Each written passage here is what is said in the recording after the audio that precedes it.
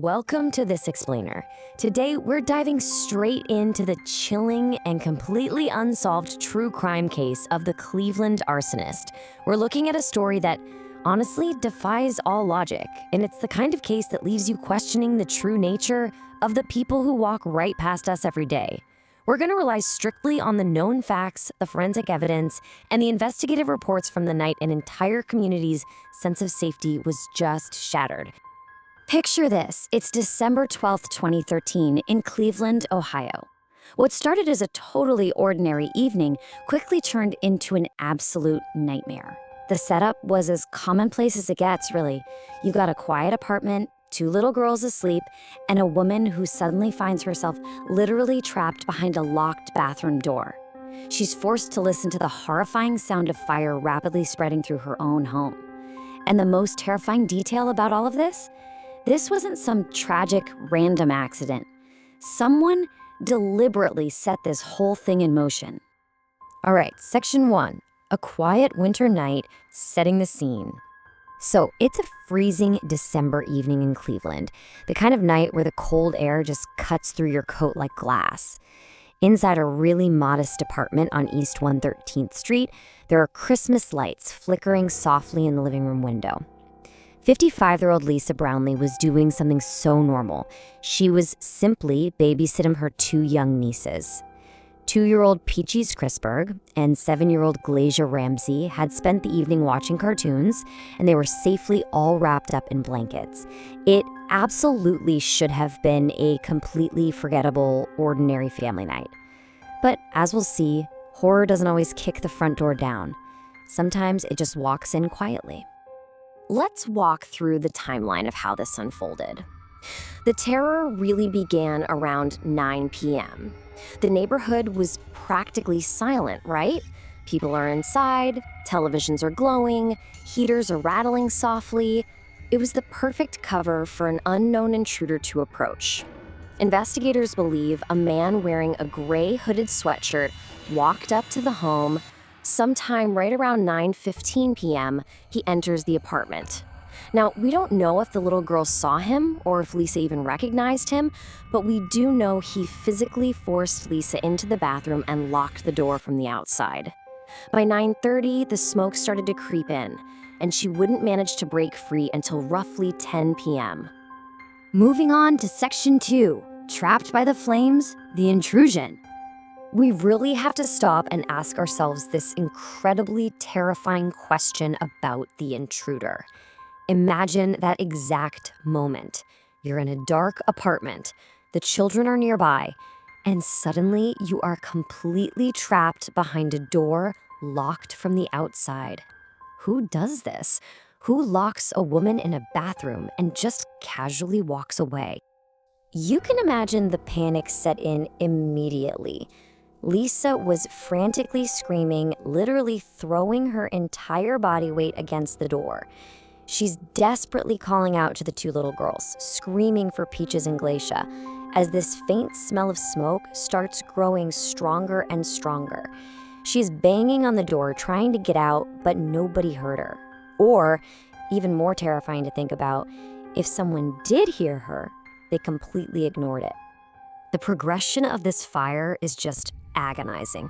It quickly turned that small bathroom into a literal furnace. At first, Lisa thought the silence was the worst part of it, but then it's that smell of smoke which very quickly turned thick and choking. Then comes the crackle. You can hear unseen flames just beyond the drywall. Next, every smoke alarm in the apartment starts screaming. And finally, she could hear the popping sounds of furniture actually catching fire and windows cracking from the heat. The fire was crawling through the walls and ceilings like it was a living thing. Section 3, the tragic discovery. Firefighters arrive. Okay, so by 10 p.m., the smoke trapped in that bathroom was just completely unbearable.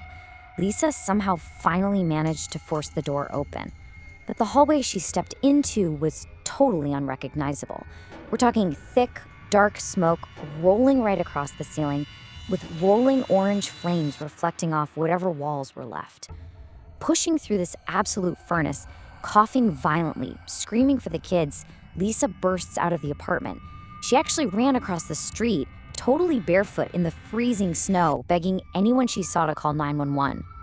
Sirens quickly shattered the quiet night. Fire engines, police cruisers, they all swarmed the scene, those red and blue lights bouncing off the snow. But here's what you need to know. This wasn't just a random house fire. It moved way, way too fast. When firefighters got to work, they immediately noted the totally unnatural speed of the blaze. This led investigators to strongly suspect the use of chemical accelerants.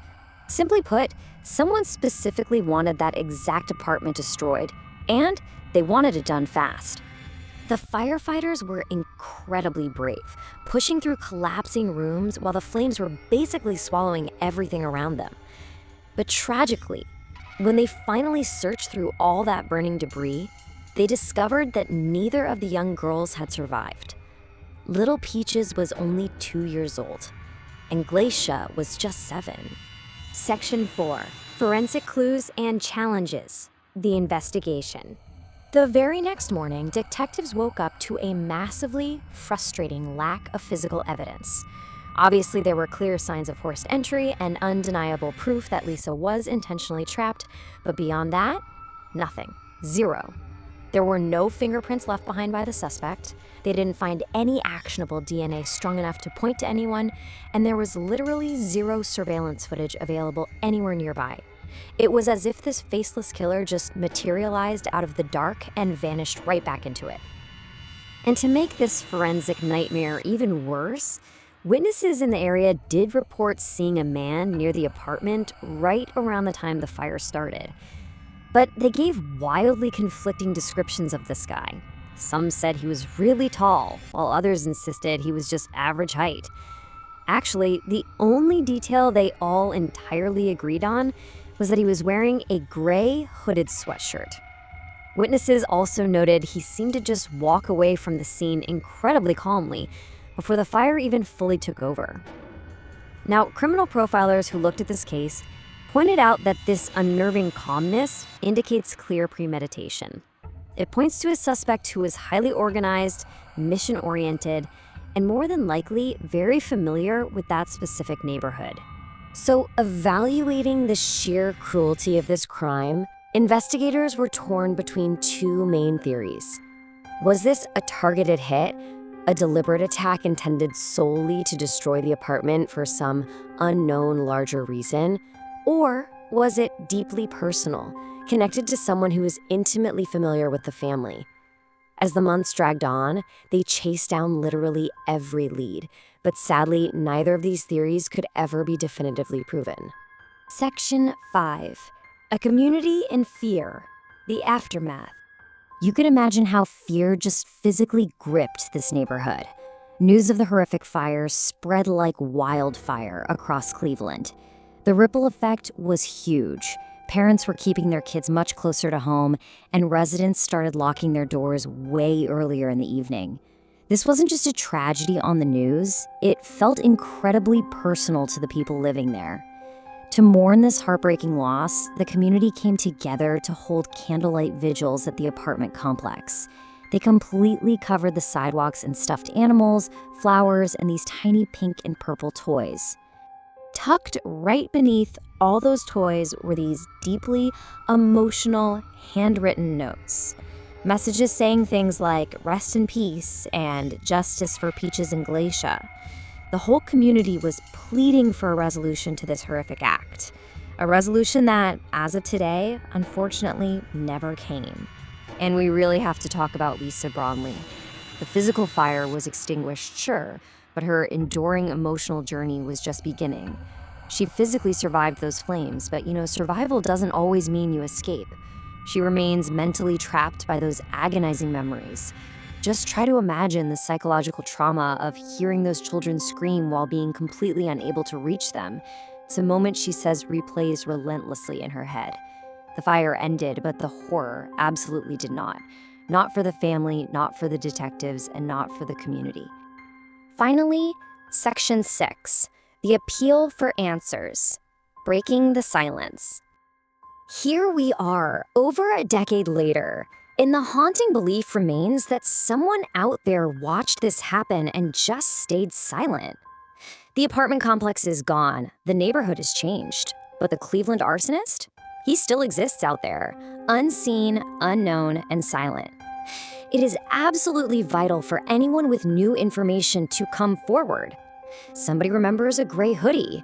Somebody remembers a really strange conversation, or maybe a neighbor who started acting totally differently the day after that fire. I'm gonna leave you with this provocative thought to consider. Monsters rarely look like monsters, do they? They look like us. Will the silent witness to the Cleveland Arsonist ever speak up, or will the monster remain just an ordinary person walking quietly in the cold? We can only hope that someone out there will finally break their silence and bring true justice to Peaches and Glacia. Thanks for joining me for this explainer. If you want to hear true events, crime-related story, hit like and do subscribe Fear Labs 99, because the next story is even darker.